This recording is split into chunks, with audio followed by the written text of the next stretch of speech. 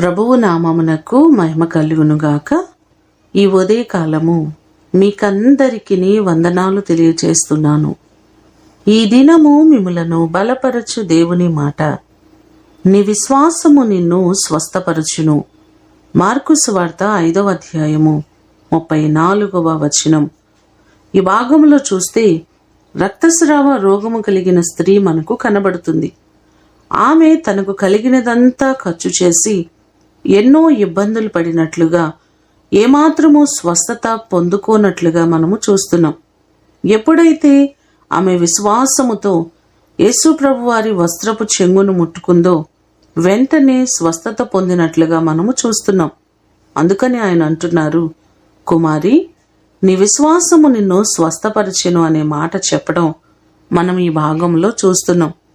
మనము మన జీవితాల్లో ఏ కార్యము పొందుకోవాలన్నా బలమైన విశ్వాసము మనకు అవసరమైనది.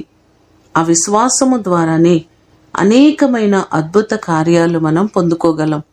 ఈ మాటలు వింటున్న మీకందరికీ దేవుడు సంపూర్ణమైన ఆరోగ్యమును అనుగ్రహించి ఆయన మిమ్మును స్వస్థపరచునుగాక.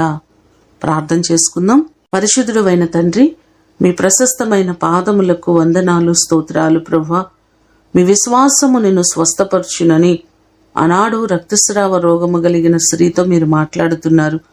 దేవా, నిజంగా మా జీవితాలలో బలమైన విశ్వాసమును, అచంచలమైన విశ్వాసమును మీరు కలుగు చేయండి. ఎక్కడా కూడా మేము నీరసిల్లిపోకుండా మీ యందు నమ్మిక కలిగి నిరంతరము అడుగులు వేయుటకు సహాయము చేయండి. బలహీనులను బలపరిచే దేవుడవు, స్వస్థపరిచే దేవుడవు, ఆరోగ్యమును అనుగ్రహించి ఆరోగ్య ప్రదాత మీరే ప్రభువా.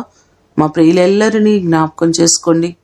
ఎవరు ఏ బలహీనతల్లో ఉన్నారో, ఏ అనారోగ్య సమస్యల్లో ఉన్నారో ప్రతి వారికి ఉన్న బలహీనతలను, అనారోగ్యములను తొలగించండి. మీరు స్వస్థపరిచి సంపూర్ణమైనటువంటి ఆరోగ్యమును ప్రతి వారికి మీరు కలుగు చేయండి.